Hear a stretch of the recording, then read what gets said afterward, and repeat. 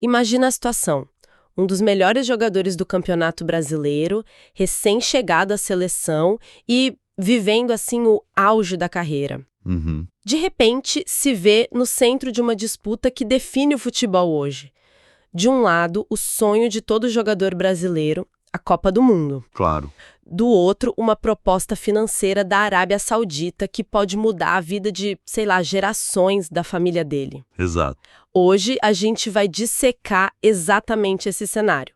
Não é só um boato de transferência, é um estudo de caso sobre poder, sobre estratégia e, bom, o futuro do futebol. Perfeito. A nossa análise se baseia numa matéria muito detalhada do portal torcedores.com, publicada hoje mesmo, dia 31 de dezembro de 2025, sobre o lateral Paulo Henrique, do Vasco da Gama. Uma matéria bem completa. É entender as engrenagens dessa história, o que realmente está em jogo, para o atleta, para o clube e para o próprio futebol brasileiro. É o caso perfeito para entender o momento atual do mercado.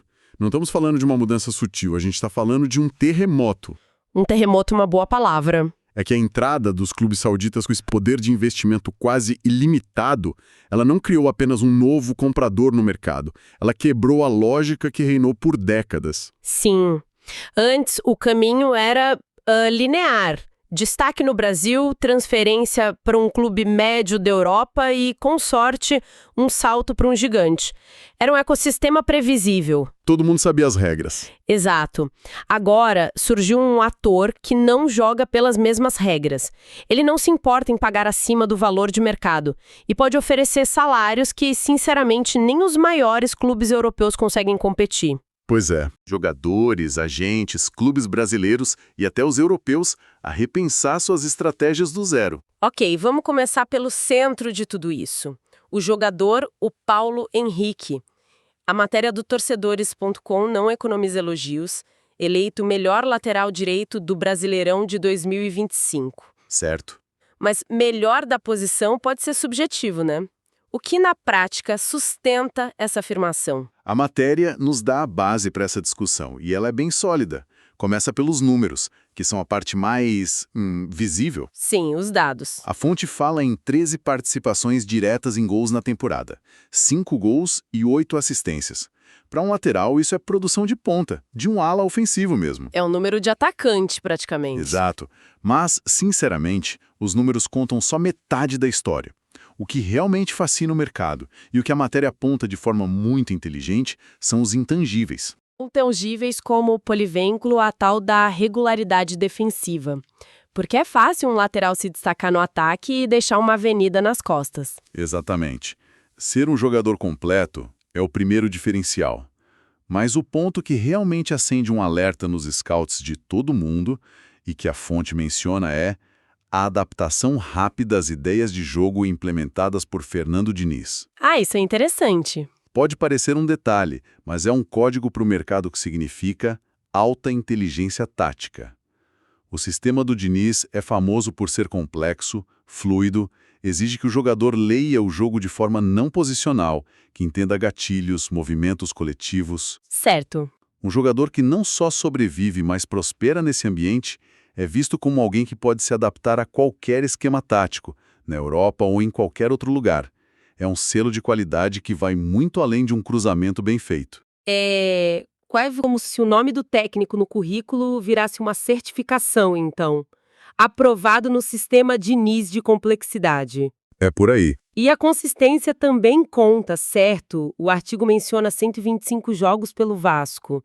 Não estamos falando de um talento que surgiu ontem. Precisamente. Isso elimina o risco do One Season Wonder, sabe? O jogador de uma temporada só. 125 jogos em alto nível mostram resiliência, preparo físico, maturidade. É um ativo consolidado. Faz sentido. E essa combinação de produção ofensiva, solidez defensiva, inteligência tática comprovada e consistência cria o que o mercado chama de jogador pronto.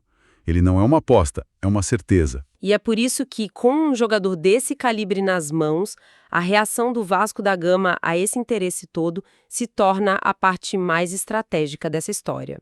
Com certeza. Com um jogador valendo tanto assim, imagino que o telefone da diretoria do Vasco não deva parar de tocar. Como eles estão se posicionando diante desse assédio todo?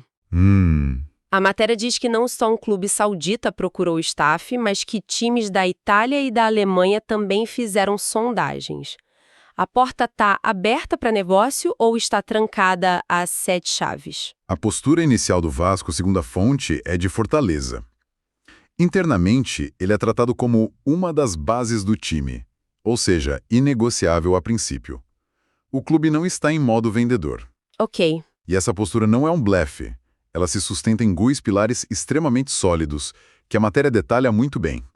O primeiro, e mais importante, é o contrato do jogador. Que vai até dezembro de 2028. Isso, no futebol, é uma eternidade. Muda completamente o poder na mesa de negociação, não é? Muda tudo. Um contrato longo é a maior arma que um clube pode ter.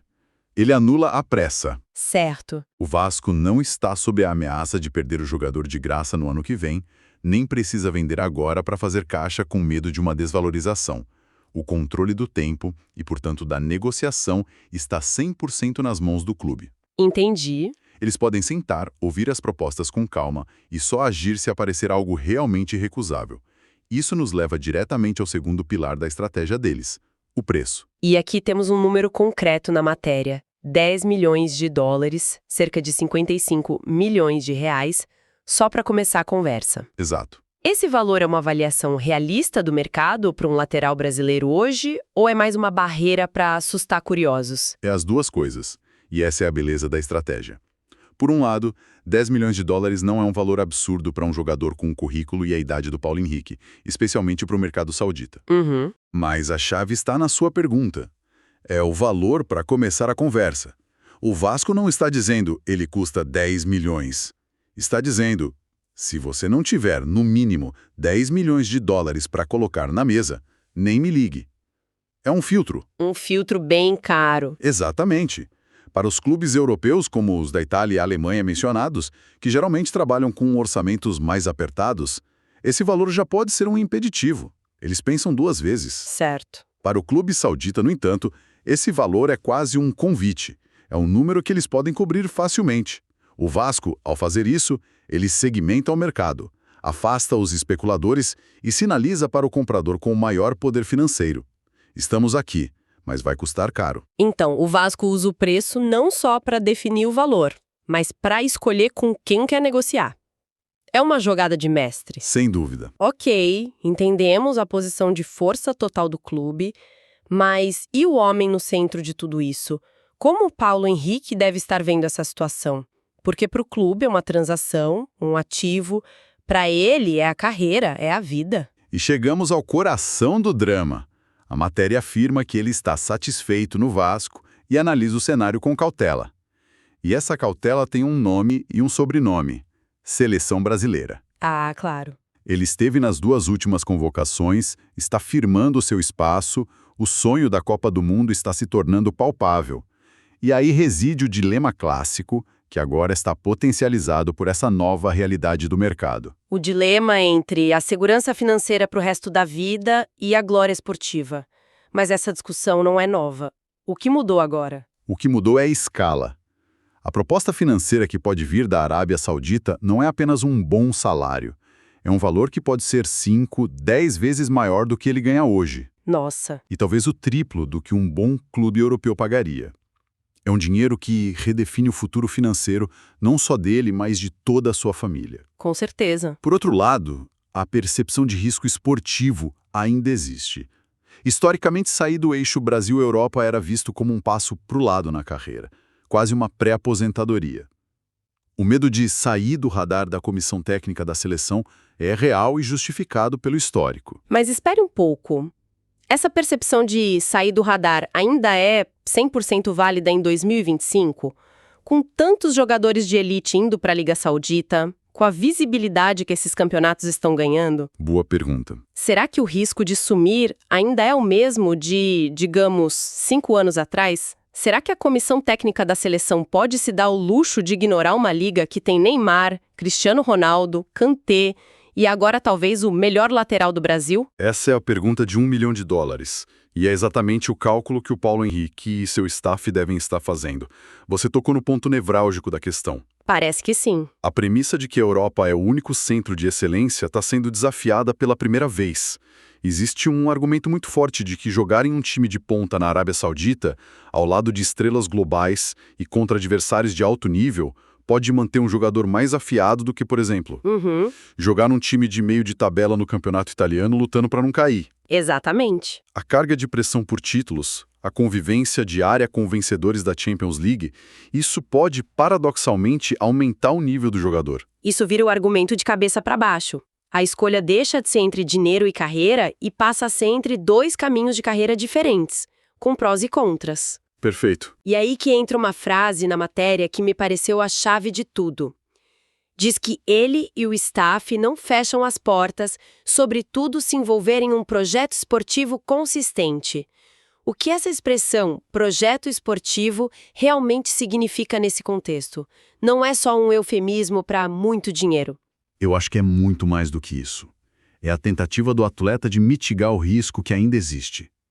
Um projeto esportivo consistente significa que eles querem respostas para perguntas muito específicas. Tipo, Quem é o técnico? Quem mais o clube vai contratar? O time vai disputar a Champions League da Ásia? Qual é a ambição do clube para os próximos 3, 5 anos? Eles estão montando um time para ganhar tudo ou apenas colecionando nomes famosos? entendi. Em outras palavras, ele quer saber se está sendo contratado para ser a estrela de um projeto ambicioso ou apenas mais uma peça decorativa numa vitrine de luxo. Se o projeto for sólido, o argumento de que ele continuará em alto nível e visível para a seleção fica muito mais forte. Faz todo sentido. Então não é uma decisão binária, é uma análise de risco complexa com muitas variáveis. De um lado, o caminho conhecido da Europa, com prestígio e visibilidade garantidos, mas talvez com um ganho financeiro menor. Isso. Do outro, um caminho novo, na Arábia Saudita, com um ganho financeiro absurdo e um risco de visibilidade que está diminuindo, mas que ainda não é zero. Exatamente. E a decisão dele, qualquer que seja, vai ecoar por todo o mercado brasileiro. Outros jogadores na mesma posição estarão observando. Ele vira um caso de estudo. Se ele for e continuar sendo convocado, ele abre uma porta para dezenas de outros. Se ele for e sumir da seleção, essa porta se fecha. Ele não está decidindo apenas o seu futuro, ele está se tornando precedente para uma geração. Então, vamos amarrar as pontas. A gente tem um jogador no pico da sua performance, que vale muito mais do que os números indicam. Um clube, o Vasco, que jogou suas cartas perfeitamente, usando um contrato longo para se colocar numa posição de poder absoluto na negociação e filtrar os interessados. Certo. E no meio disso tudo, um atleta diante de uma encruzilhada que define uma era no futebol. O prestígio tradicional da Europa contra o poder financeiro avassalador e o projeto ambicioso da Arábia Saudita, tudo isso com o sonho de uma Copa do Mundo pesando em cada decisão. A história se resume a essa tensão. A estratégia de um clube brasileiro tentando, talvez pela primeira vez em muito tempo, ditar as regras do jogo contra o jogador de elite que precisa navegar um mapa do futebol que está sendo redesenhado em tempo real. É um mapa completamente novo. Cada elemento, a performance, o contrato, o preço, a seleção, é uma peça nesse tabuleiro de xadrez global. O movimento de uma peça afeta todas as outras. É um microcosmo perfeito das novas forças que governam o esporte mais popular do mundo. É verdade. A decisão do Paulo Henrique não será apenas sobre onde ele vai jogar em 2026, mas sobre como será o futebol na próxima década. É um quebra-cabeça fascinante. E isso nos deixa com uma reflexão para quem nos acompanha, que parte justamente daquela expressão que a gente discutiu. Projeto esportivo consistente. Sim. A matéria do torcedores.com deixa claro que isso é um fator decisivo para o Paulo Henrique. Mas isso me fez pensar em algo maior. O que exatamente constitui um projeto esportivo convincente o suficiente, em 2025, para fazer um jogador no auge, titular da seleção brasileira, escolher uma nova fronteira do futebol em detrimento do caminho consagrado pela Europa? Essa é a grande questão. A pergunta vai além do dinheiro. Qual é o ponto de virada? É a qualidade dos companheiros de time? É a ambição de ganhar um mundial de clubes por um time não europeu? É a promessa de ser a cara de um projeto que quer dominar o continente asiático? Em que momento a qualidade, a estrutura e a visibilidade de uma nova liga podem, de fato, não apenas competir com o dinheiro, mas com o peso de um século de tradição e glória do futebol europeu? A resposta que jogadores como o Paulo Henrique derem a essa pergunta vai definir o mapa do poder no futebol mundial por muito tempo.